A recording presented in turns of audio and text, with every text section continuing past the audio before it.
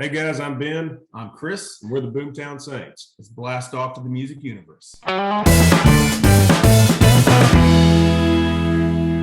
This episode of the Music Universe podcast is sponsored by Aroma Retail. Both Buddy and I own and love their machines. I use their travel-sized diffuser and it fills my whole apartment. And Matt, their home unit can get your whole house smelling refreshed. And if you have a lot of pets like I do, you definitely need it. With some of your favorite fragrances from resort destinations around the world, there is definitely something for everyone. Yeah, they have 90 fragrances available for diffusing as room and linen sprays. I know you might like that because the dogs and cats jump on the beds. There's candles and even wax melters. Those are fun. Head over to aromaretail.com and use code MUSICUNI10 for 10% off your order. And that is 10 on that 10. MUSICUNI10. Scent your space with Aroma Retail. All right. Hey, buddy. How you doing? I'm great, man. How are you? Oh, I am excited today. You know, we have a lot of legends on this show, but who's equally important are the people who are up and coming, who are going to be legends, 10, 20, 15, 35, I can't do math, many years into the future.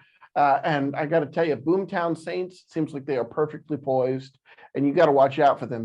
They're coming. They're going to steamroll over everybody and just blow it out of the water. I can't wait to see what happens when their debut single hits streaming services on July 15th. And then ultimately, as you'll hear us talk about, goes to radio on August 22nd. Yeah, it's called All Trucks Go to Heaven, and it's a ballad. And I don't want to spoil that. We'll let those guys tell you. But their sound is very unique in the fact that they have a very diverse background, which we'll also get into as well, from country to R&B and classic rock and jazz.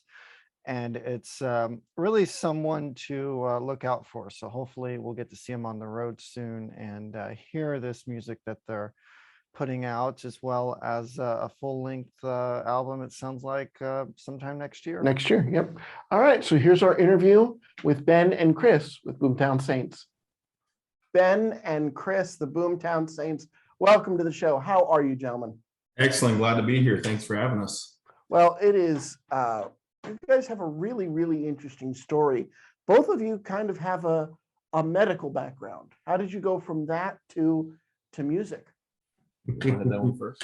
Yeah, no, I graduated from college with a degree in biology and was studying for my MCAT, and then one thing led to the next, and signed an independent label deal and moved to Nashville.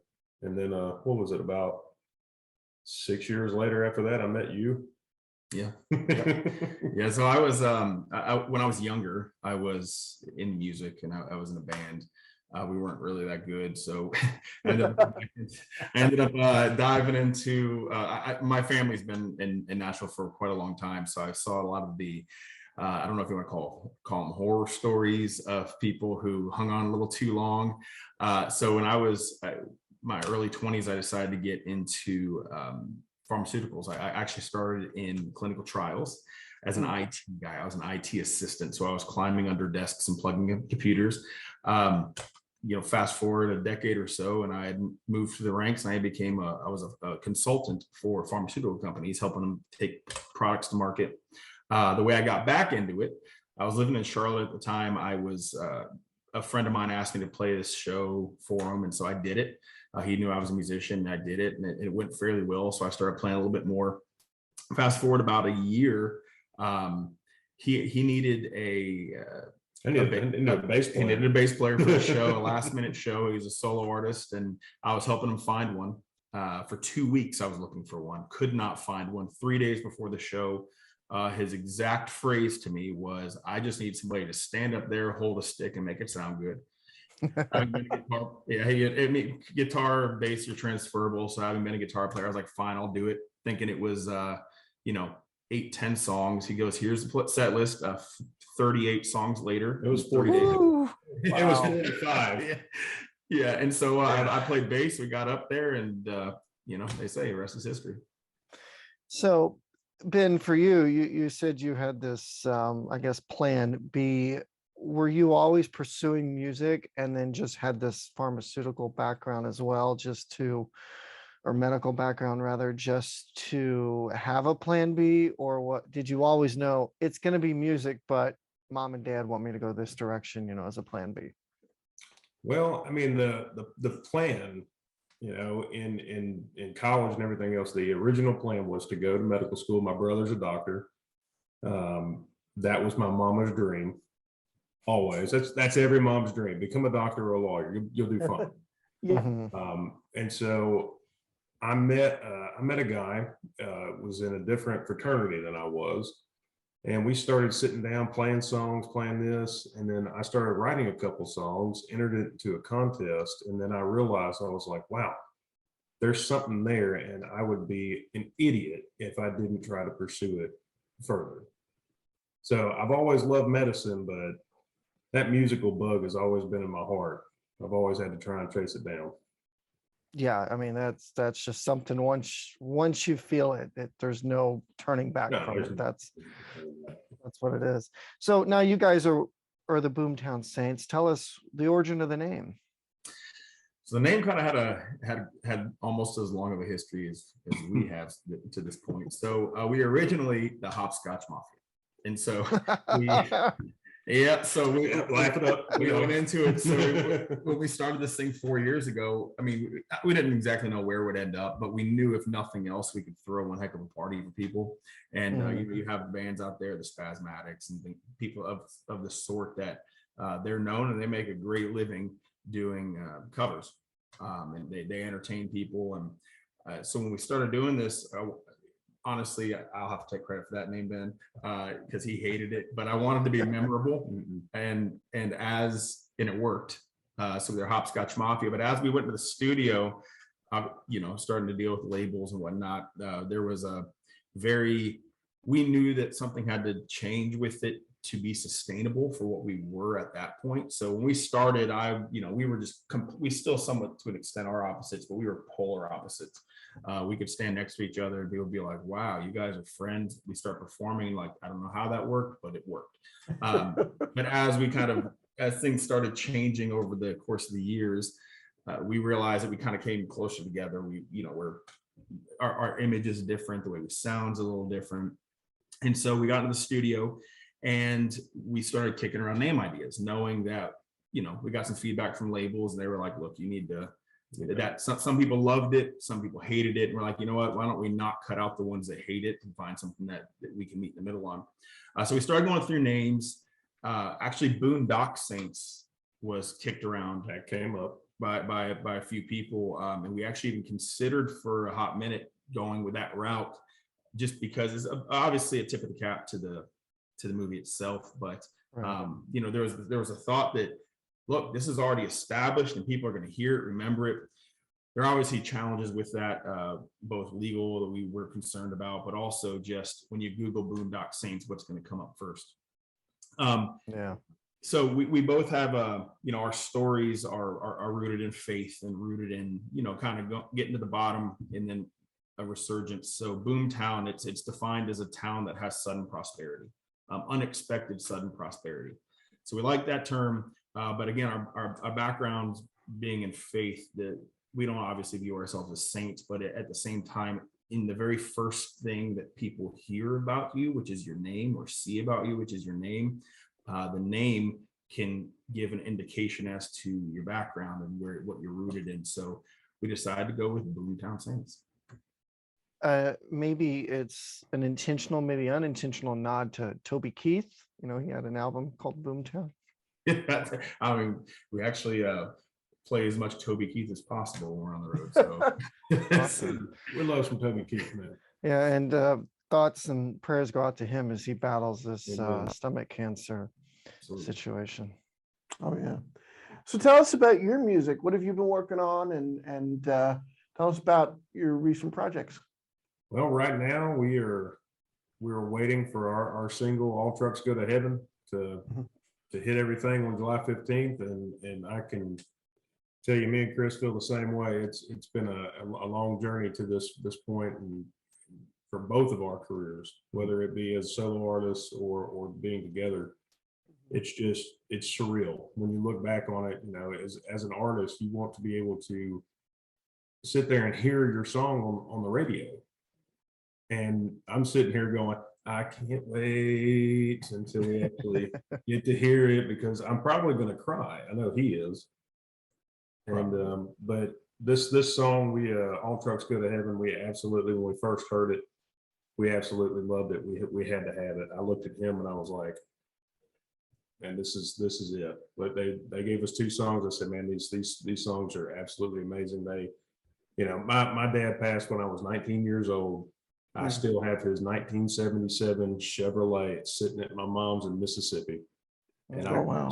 When we did this song, I could, in the studio, envision my dad sitting there driving that truck in heaven. And I was just like, wow, that gave me instant goosebumps.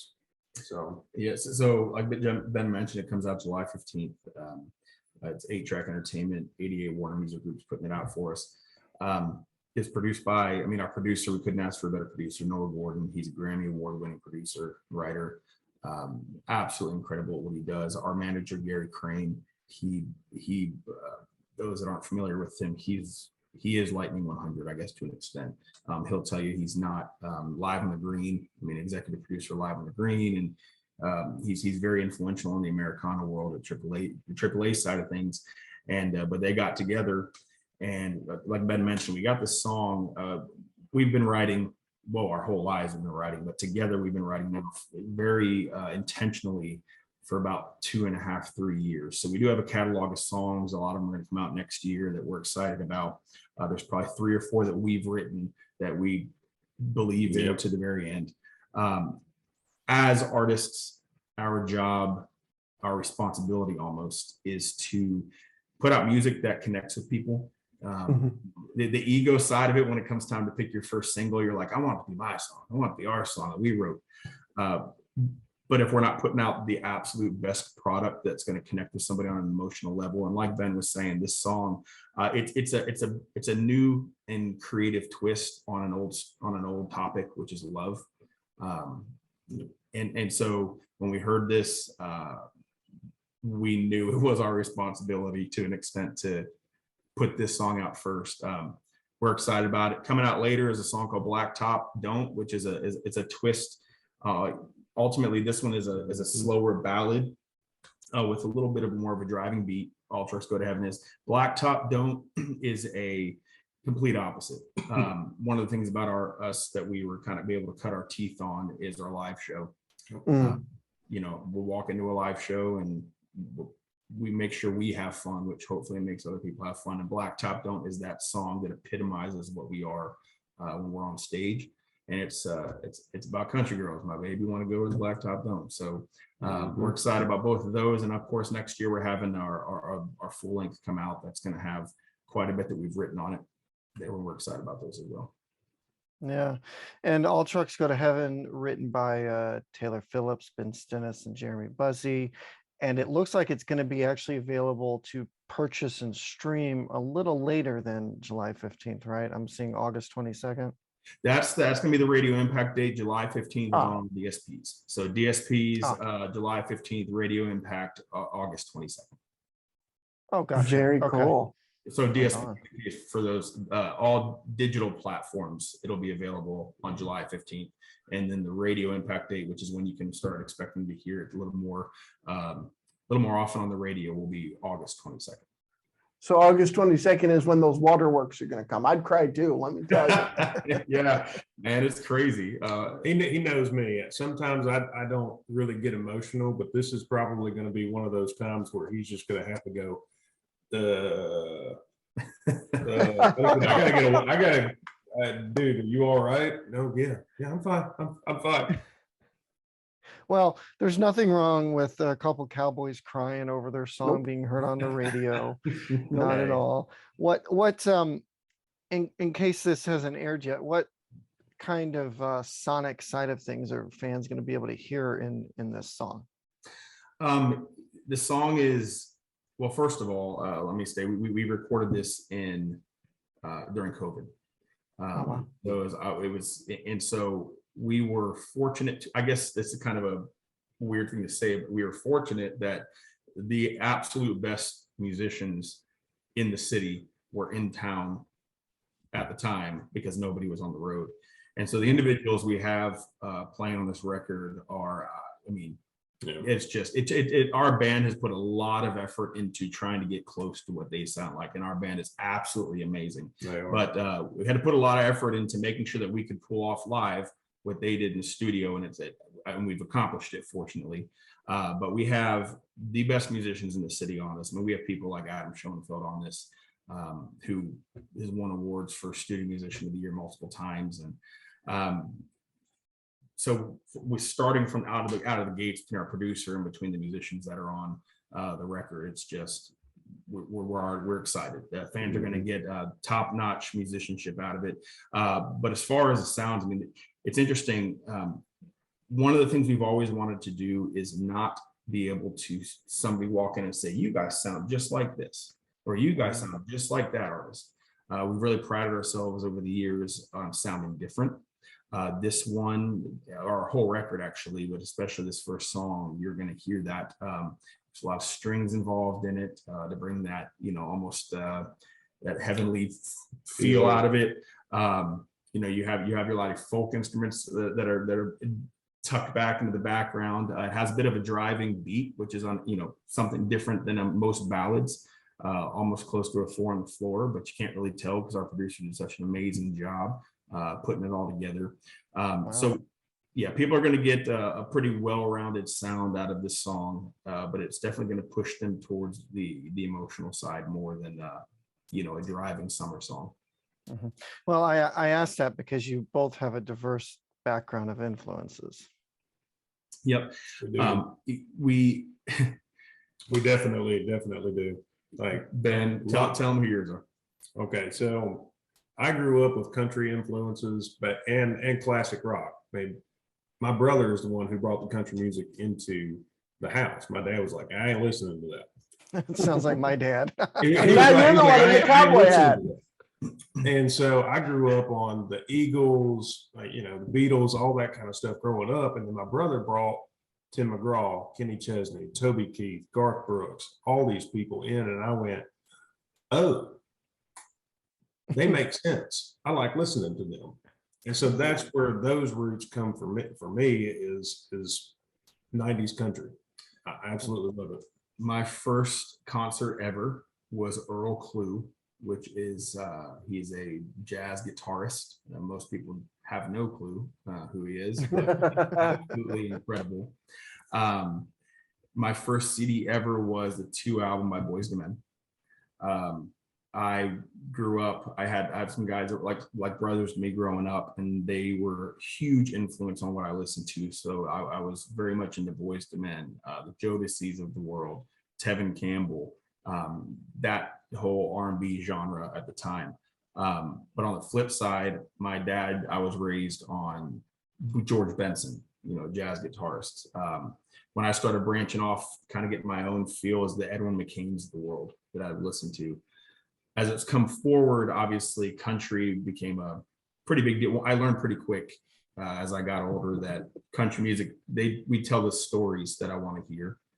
So started obviously diving into country when I was probably in my mid-teens.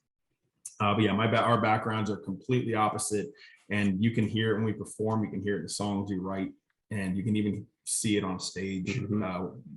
In the way we sound and the way we interact, and yeah, kind of like a new Brooks and Dunn, right? Because they were. I hope so. They were paired. I hope so. I took my wife to go see Brooks and Dunn. They were just here in Nashville, and she's always wanted to see them. And I can just tell you now, it was probably one of the best concerts I've ever been to. When Ronnie Dunn sits up there and he sings the song "Believe," I mean, there was not a dry eye in that entire 20,000 plus arena. It was just, they just grip you, even after all those years, 34 years of being on the road. They were some of the best musicians I've seen them ever in my life. It was absolutely awesome. Yeah. Yeah. I was texting him during the whole thing. I was like, "Hey, this is us. This is us. This is us." Yes, hopefully you're right. But yeah, we never put ourselves in that pedestal, man. That's a lot to reach for. It is. Well, you guys are off to a fantastic, fantastic start. BoomTown Saints, can't wait to listen to the music. Can't wait to see what happens once it impacts country radio. I'm sure big things are in store. Thank you so much. Such fun talking to them. You can tell they really care. You risked really stable jobs, left really stable jobs to pursue this, and seems like it's going really well. And once they actually have their debut, it's going to go even better. Yeah, because I mean, I'm sure medical school is not cheap, and to go a different direction after you've either semi-completed or completely completed it is, something to be kind of, I would say, anxious about. But I think they've made the right decision. Looking forward to the music that they're going to be releasing and bringing their brand of country into the world. And of course, we'll bring you everything on themusicuniverse.com. For the Music Universe podcast, I'm Matt. And I'm Buddy. Thanks for listening and watching. Be sure to hit that like, subscribe, and share button. And again, it's always free. It's never charged. And be sure to follow us at The Music Uni on social media. And check us out at themusicuniverse.com for more news and reviews. Take care. This episode of the Music Universe podcast is sponsored by Aroma Retail. Both Buddy and I own and love their machines. I use their travel-sized diffuser, and it fills my whole apartment. And Matt, their home unit can get your whole house smelling refreshed. And if you have a lot of pets like I do, you definitely need it. With some of your favorite fragrances from resort destinations around the world, there is definitely something for everyone. Yeah, they have 90 fragrances available for diffusing as room and linen sprays. I know you might like that because the dogs and cats jump on the beds. There's candles and even wax melters. Those are fun. Head over to aromaretail.com and use code MUSICUNI10 for 10% off your order. And that is 10 on that 10. Music UNI 10. Scent your space with Aroma Retail.